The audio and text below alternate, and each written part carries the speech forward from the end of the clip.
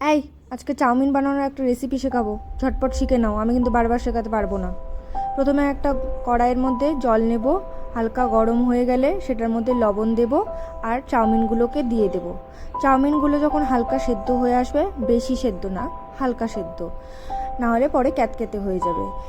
তারপরে সেটাকে তুলে নেব কড়াই থেকে তুলে নিয়ে জলগুলোকে ভালো করে ছেঁকে নেব ছাঁকনি দিয়ে। তারপরে সেই চাউমিনটাকে হালকা অল্প একটু সাদা তেল মাখিয়ে কিছুক্ষণের জন্য রেখে দেব।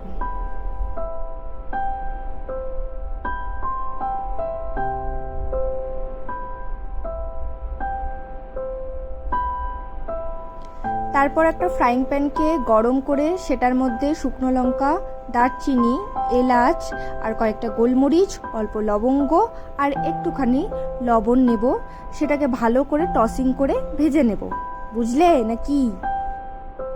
এই সবগুলোকে গুঁড়ো মশলার মতো করে নেব। আমার যেহেতু হামনদিস্তা ছাড়া গতি নেই, তাই হামনদিস্তাতেই গুঁড়ো করতে হচ্ছে। তোমাদের যাদের বাড়িতে মিক্সি আছে, বড়লোকস টাইপের, তারা ওই মিক্সিতে গুঁড়ো করে নিতে পারো। কড়াইয়ের মধ্যে এখন কি কি দিচ্ছি দেখতেই পাচ্ছ। ওই এইটুকু বুদ্ধি আছে আশা করি সবারই। এটুকু একটু দেখে নাও, অত বলতে পারছি না।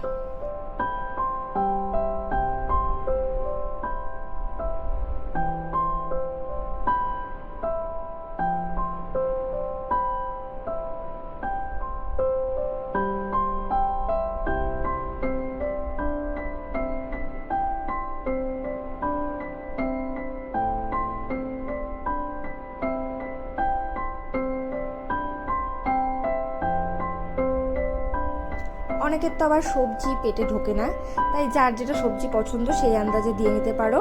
আমি এখানে দিচ্ছি আপাতত বাঁধাকপি, তারপর ওটাকে কি বলে, গাজর, হ্যাঁ গাজর, পেঁয়াজ, টমেটো, লঙ্কা, হ্যানা ত্যানা আরও অনেক কিছু যার যেটা পছন্দ দিয়ে নিতে পারো। সবজিগুলো যখন সেদ্ধ হয়ে আসবে হালকা হালকা, তখন সেটার মধ্যে চাউমিনগুলোকে দিয়ে দেবে।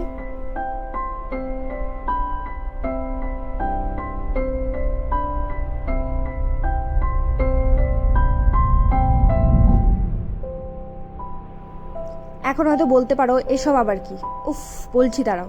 যাদের যাদের পছন্দ এগুলো দিতে পারো, আর না হলে নর্মালি বানাতে পারো। আমার ইচ্ছে, আমি তাই দিচ্ছি। প্রথমে দেব ভিনিগার, তারপর সয়া সস, তারপর একে একে অল্প লবণ, অল্প চিনি, অল্প গোলমরিচ গুঁড়ো, অল্প আজিনা মটর, আর ওই যে ভেজে রাখা গুঁড়ো মশলা, ভুলে গেছো নাকি মনে আছে? সেটাও দেবে মনে করে। Now I am showing my cooking skill. তো যেটা বলছিলাম, এভাবে ভালো করে মিশিয়ে নিও। তারপর ওই ভেজে রাখা ডিমগুলোকে দিয়ে দেবে। উফ, বলতে বলতে হাঁপিয়ে গেলাম। যাই এখন বাসন মাজি, বাকিটা দেখে নাও নিজেই।